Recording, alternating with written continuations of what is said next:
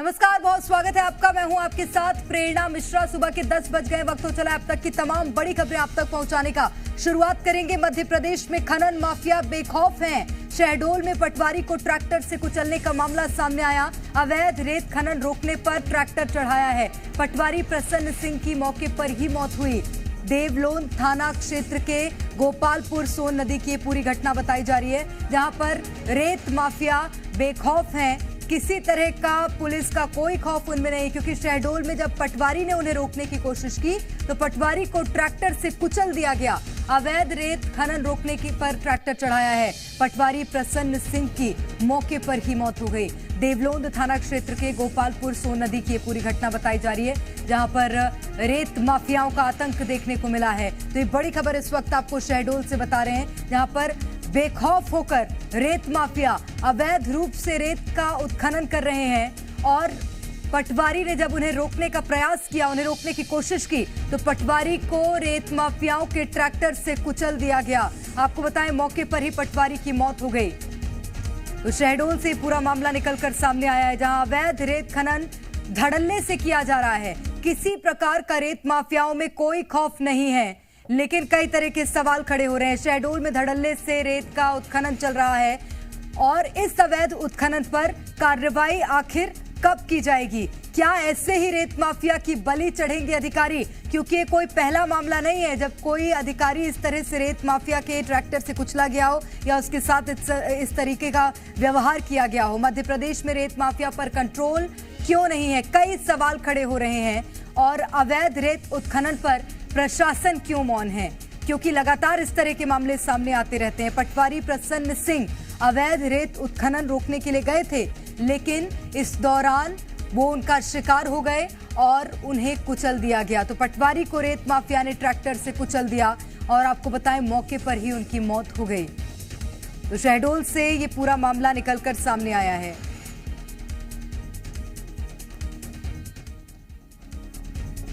तो शहडोल से खबर आपको बता रहे हैं, जहां पटवारी की हत्या से जुड़ी बड़ी खबर है। पुलिस ने ट्रैक्टर चालक को गिरफ्तार किया है। ट्रैक्टर चालक शुभम विश्वकर्मा को पुलिस ने अपनी गिरफ्त में लिया।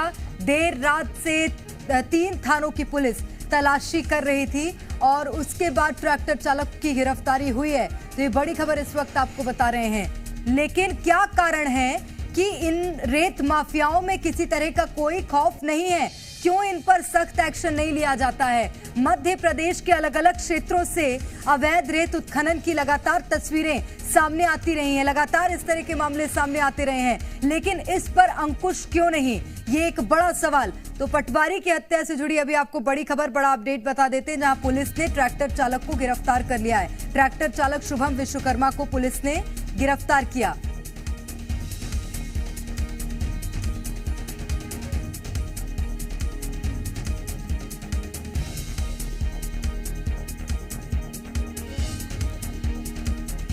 और ज्यादा जानकारी लेंगे इस वक्त हमारे साथ भोपाल से हमारे संवाददाता अजय दुबे जुड़ गए हैं और हमारे साथ पुष्पेंद्र भी जुड़े हुए हैं शहडोल से। सबसे पहले पुष्पेंद्र, आपकी ओर रुख करूंगी। ये अवैध रेत उत्खनन चल रहा है, एक्शन क्यों नहीं लिया जा रहा? कौन शह दे रहा है पुष्पेंद्र? प्रेरणा, मैं आपको बता दूं कि देर रात जो घटना हुई बड़ी दर्दनाक थी। उसमें पटवारी की मौत हो गई। एक ट्रैक्टर अवैध माफिया द्वारा रोकने गए पटवारी द्वारा को ट्रैक्टर से कुचलकर उसकी दर्दनाक मौत हो गई। और लेकिन अभी ये सबसे बड़ा अपडेट जी मीडिया अपने दर्शकों को दे रहा है कि एसपी ने बताया कि शुभम विश्वकर्मा, जो कि ट्रैक्टर चालक था जिसने पटवारी को कुचला था, उसको उसके ग्राम कुआं से गिरफ्तार कर लिया गया, जिला मैहर से। आप ये देख सकते हैं कि जिला मैहर शहडोल से लगा हुआ है। मैहर और आसपास के जिले के माफिया शहडोल में सक्रिय हैं। इससे आप अंदाजा लगा सकते हैं कि शहडोल के हालात क्या होंगे। कोई कहीं से भी आ जाता है, शहडोल में काम चालू कर देती है, माफियागिरी चालू कर देता है, दादागिरी चालू कर देता है।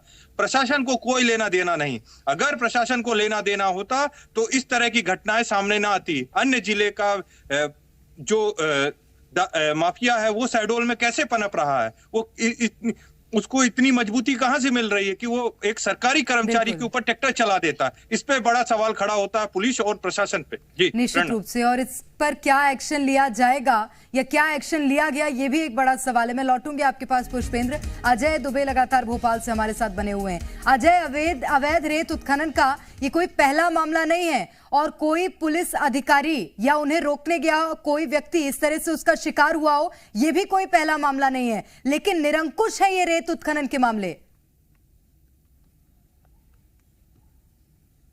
देखिए, मध्य प्रदेश में अगर कहें कि अवैध रेत उत्खनन में मध्य प्रदेश अव्वल है तो कोई कुरेद नहीं है, क्योंकि चाहे वो सिंगरौली हो, चाहे शहडोल हो, चाहे अनूपपुर हो, चाहे शिवपुरी हो, तमाम जिलों की फहरिस्त लंबी है जहां अवैध रेत उत्खनन का खेल खुलेआम चल रहा है। अगर हम बात करें कि ये अवैध रेत उत्खनन की बात जो है विधानसभा में भी उठाई जा चुकी है, क्योंकि विधायक कांग्रेस के विधायकों ने भी जो है अवैध उत्खनन के मामले को लेकर विधानसभा में सवाल उठाया था। बड़ी बात यह है कि मध्य प्रदेश के 11 से 12 जिले ऐसे हैं जहां पर अवैध उत्खनन सबसे अधिक होता है। सिंगरौली, शहडोल, शिवपुरी, उमरिया जैसे जिले हैं जहां अवैध उत्खनन का खेल सबसे अधिक होता है। बड़ी बात तो यह है, शहडोल में देखिए आप कि किस तरह से अवैध रेत उत्खनन के जो माफिया हैं कि उनके हौसले इतने बुलंद हैं कि पटवारी के ऊपर ट्रैक्टर चला देते हैं और मौके पर ही मौत हो गई। पुलिस की भी इसमें नाकामी है। पुलिस बल, सुरक्षा बल अगर मौके पर होता तो इस तरह की घटनाएं नहीं होती। आपको बता दें कि बीते 2018 से 2022 के बीच में 110 मामले मध्य प्रदेश में अवैध उत्खनन से जुड़े हुए दर्ज किए गए हैं। उसमें मध्य प्रदेश में लौटूंगी अजय आपके पास। इस वक्त हमारे साथ कांग्रेस से आनंद जाट जी जुड़ गए हैं। आनंद जी, स्वागत करती हूँ आपका। आनंद जी, शहडोल से एक मामला सामने आया है अवैध रेत उत्खनन का और उसका शिकार हुआ पटवारी जिसे कुचल दिया गया। जी देखिए, ये भारतीय जनता पार्टी की जो मध्य प्रदेश में 18 साल की जो कुशासन वाली सरकार थी, जो घोटाले और अवैध उत्खनन हर अवैध काम करने के लिए इन्होंने सत्ता प्राप्त की थी, और उसका ये परिणाम है कि आज जो है खनन माफिया बेखौफ होकर जो है एक पटवारी की हत्या कर देता है। ये दिखाता है कि मध्य प्रदेश में भारतीय जनता पार्टी ने जो कमीशन के द्वारा सरकार स्थापित की है, उसके ये परिणाम जो है आम जनता के खिलाफ, कर्मचारियों के खिलाफ, अधिकारियों के खिलाफ जो है इस तरह से दुखद रूप में प्रकट होते हैं। और ये बहुत दुर्भाग्यपूर्ण है कि एक आनंद जी, विपक्ष में बैठी है कांग्रेस अभी, और कांग्रेस का क्या दायित्व बनता है अगर इस तरह के अपराध बढ़ते हैं तो?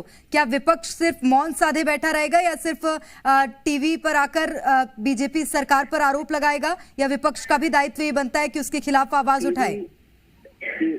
टीवी पर आकर आवाज नहीं उठती है क्या प्रेरणा जी? जनता तक आवाज कैसे पहुंचेगी? न्याय की बात कैसे होगी? आनंद जी, लेकिन पुलिस तक आवाज कैसे पहुंचेगी, ये अभी भी बड़ा सवाल है। आपका चैनल पुलिस नहीं देखती है क्या? बिल्कुल देखती है, लेकिन आनंद जी इससे पहले कांग्रेस ने क्या एक्शन लिया इस पर बताइए ना। वो मैं ये पूछ रही हूँ, क्या कार्रवाई करवाई कांग्रेस ने, क्या शिकायतें दर्ज कराई कांग्रेस पार्टी ने? आप मुझसे बात करेंगी, मुझे बोलने देंगी या आप ही बोलेंगे? कहिए जी। प्रेरणा जी, अभी मामला संज्ञान में आया है और इस पर निश्चित तौर पर हम न्याय की और हक की लड़ाई में जनता के साथ खड़े हैं। हर पीड़ित के साथ खड़ा होना कांग्रेस पार्टी का दायित्व है। तो आप इस तरह से कि कांग्रेस पार्टी क्या कर रही है? कांग्रेस पार्टी आपसे बात कर रही है, आपके माध्यम से सरकार पर, प्रशासन पर दबाव बनाने की कोशिश की जा रही है। मीडिया का क्या रोल होना चाहिए कि अगर कहीं पीड़ा है तो उस पीड़ा को जन जन तक पहुंचाए कि सरकार गलत कर रही है, प्रशासन गलत कर रहा है, और उस सर हमें हमारा रोल मत समझाइए, विपक्ष का क्या रोल होना चाहिए इस पर भी बात करिए। विपक्ष का रोल ही अदा कर रहा हूँ प्रेरणा जी, विपक्ष का रोल ही अदा कर रहा हूँ और इसीलिए बात कर रहा हूँ। और मैं नहीं आया था मीडिया पर बात करने के लिए, आपने कहा कि मुझसे बात, बिल्कुल इसीलिए सवाल भी पूछ रही हूँ सर कि विपक्ष ने इस पर क्या किया था, और अगर कांग्रेस की सरकार बनती है तो कांग्रेस पार्टी इस पर क्या एक्शन लेगी, ये भी बताइएगा आनंद जाट जी। मैंने मैनिफेस्टो में हमारी पार्टी ने सब कुछ तय किया हुआ है। सारे घोटालों पर कार्रवाई होगी, सारे अवैध उत्खननों पर कार्रवाई होगी और माफियाओं पर कार्रवाई हमारा मुख्य एजेंडा है, जो हमने पिछली 15 महीने की सरकार में भी करके दिखाया है। निश्चित रूप से। और मैं लौटूंगी आनंद जाट जी आपके पास। हमारे साथ भारतीय जनता पार्टी से भी प्रवक्ता जुड़ गए हैं और वो क्या पक्ष रखना चाहेंगी ये जरूर देखना होगा। नेहा बग्गा जी हमारे साथ हैं भारतीय जनता पार्टी से। नेहा बग्गा जी, रेत उत्खनन के मामले वो भी अवैध रूप से, ये कोई पहली बार निकलकर सामने नहीं आया शहडोल से, इससे पहले भी मध्य प्रदेश के अलग अलग जगहों से मामले आते हैं। क्या एक्शन लिया जा रहा है?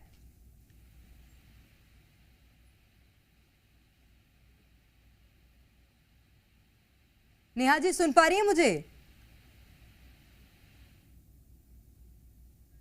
मुझे लगता है नेहा जी तक आवाज नहीं पहुंच रही। आनंद जाट जी, आप अपनी बात पूरी कीजिए।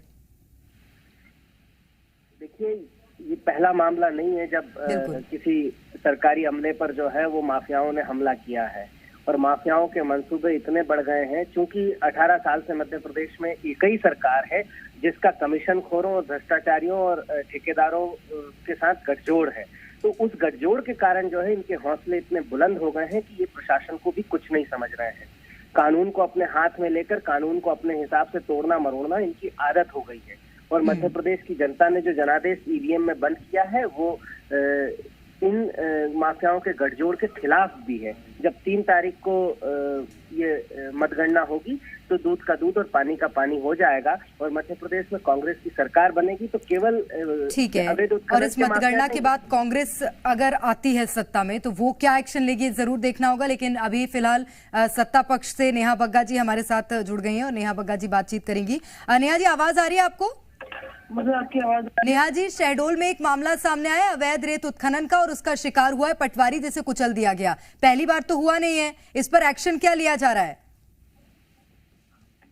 देखिए, निश्चित तौर पर 3 तारीख को जब भारतीय जनता पार्टी की सरकार बनेगी तो इस प्रकार के जो लोग हैं, जो गुंडा प्रवृत्ति के हैं, जो माफिया बनने की श्रेणी में अपने आप को रखते हैं, उनको कुचलने का काम, उनको उचित सजा दिलवाने का काम भारतीय जनता पार्टी की ये 18 साल कम पड़ गए क्या नेहा जी? निरंतर किया है और निरंतर किया है। चाहे सिमी को समाप्त करने की बात हो, चाहे आतंकी गतिविधियों को समाप्त करने की बात हो, चाहे नक्सल्स को समाप्त करने की बात हो, चाहे डकैतों को समाप्त करने की बात हो, या माफियाओं को उनकी कमर तोड़ने की बात हो, उनको 10 फीट गड्ढे के नीचे गाड़ने की बात हो, ये भारतीय जनता पार्टी की सरकार ने निरंतर किया है। नेहा बग्गा जी, लेकिन अवैध रेत उत्खनन ये पहली बार नहीं है, ऐसा पहला साल नहीं है जब ये मामला सामने आया हो। मध्य प्रदेश प्राकृतिक सुंदरता वाला प्रदेश माना जाता है, यहाँ पर नदियां हैं और नदियों के किनारे अमूमन ये देखा जाता है। क्यों एक्शन नहीं लिया जा रहा है? वहां पहुंचना नहीं हो पा रहा है क्या? शायद आपको भी पता होगा मैडम कि इस वक्त चुनाव की पूरी प्रक्रिया पूर्ण हुई है, अभी किसी की सरकार नहीं है।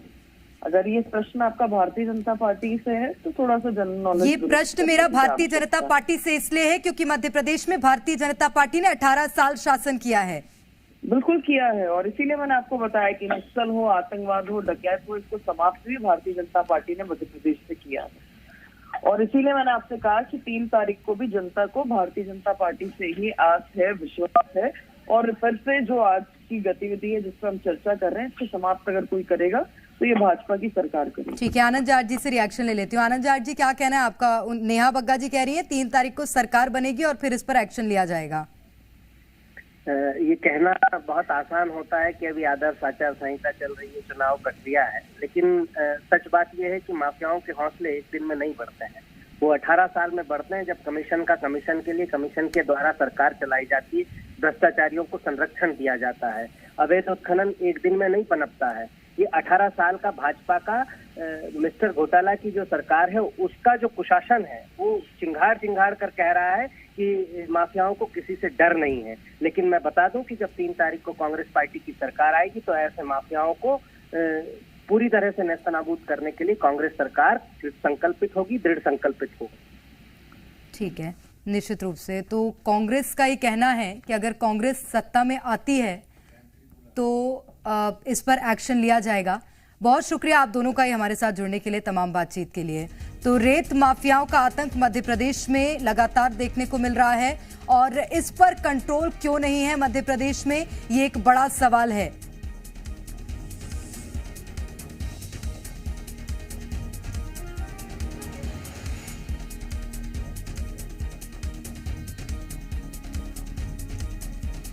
तो आपको बताएं, पटवारी को कुचलने का मामला सामने आया जिसके चलते पटवारी की मौत हो गई और रेत माफियाओं का ये आतंक है, बेखौफ है रेत माफिया।